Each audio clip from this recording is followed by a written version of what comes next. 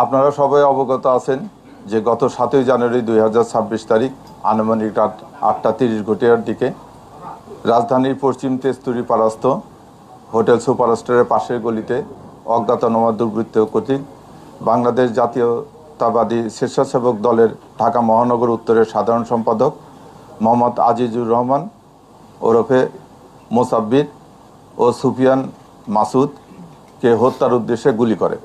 ঘটনার পরপরে আহত দুইজনকে চিকিৎসার জন্য নিকটস্থ বিআরবি হাসপাতালে নিয়ে গেলে কর্তব্যরত চিকিৎসক মোহাম্মদ আজিজুর রহমান এলাইস মোসাব্বিরকে মৃত ঘোষণা করেন এবং গুরুতর আহত সুফিয়ান ব্যাপারী এলাইস মাসুদকে উন্নত চিকিৎসার জন্য ঢাকা মেডিকেল কলেজে প্রেরণ করা হয়।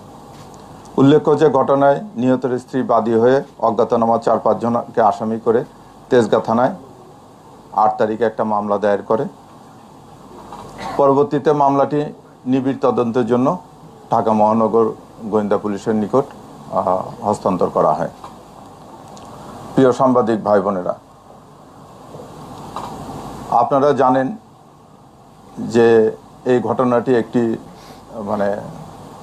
আলোড়ন সৃষ্টিকারী ঘটনা ছিল এবং ঘটনার অব্যাহতি পরে আমরা ছায়া তদন্ত করার জন্য ডিবির বেশ কয়েকটি টিম আসামিদের শনাক্ত করা, যেহেতু এটা অজ্ঞাতনামা আসামি ছিল, আসামিদেরকে ওইভাবে কেউ আইডেন্টিফাই করা যাচ্ছিল না, তা আসামিদেরকে শনাক্ত, গ্রেপ্তার এবং হত্যার মোটিভ উদ্দেশ্যের কাজ শুরু করে।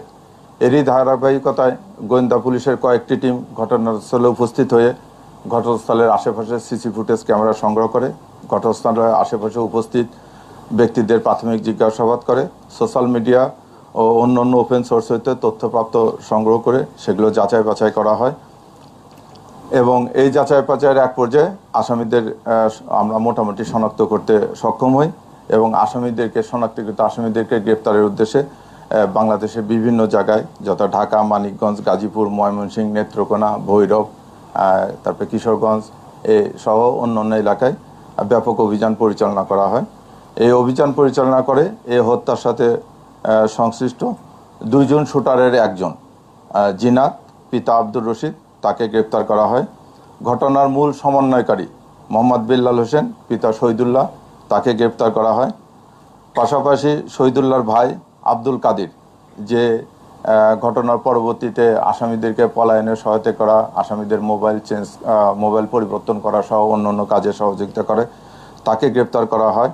এবং ঘটনার আগে এই ঘটনা যে সংগঠিত করবে এই ব্যাপারে অপরাধীরা একটা রেকি করেছিল। এই রেকিতে সহায়তা করার জন্য মোহাম্মদ রিয়াজ নামে একজনকে আমরা গ্রেপ্তার করি। তাদের এবং এই গ্রেপ্তারকৃত ব্যক্তিদের কাছ থেকে একটা নাম্বার প্লেটবিহীন মোটরসাইকেল উদ্ধার করা হয়, যে মোটরসাইকেলটি হত্যাকাণ্ডে ব্যবহৃত হয়েছে। এছাড়া তাদের নিকট থেকে 6,000 নগদ টাকা উদ্ধার করা হয়।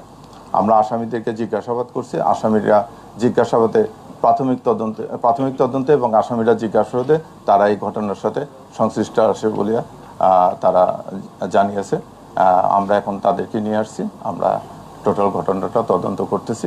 এই পর্যন্তই এই হত্যার এখন পর্যন্ত।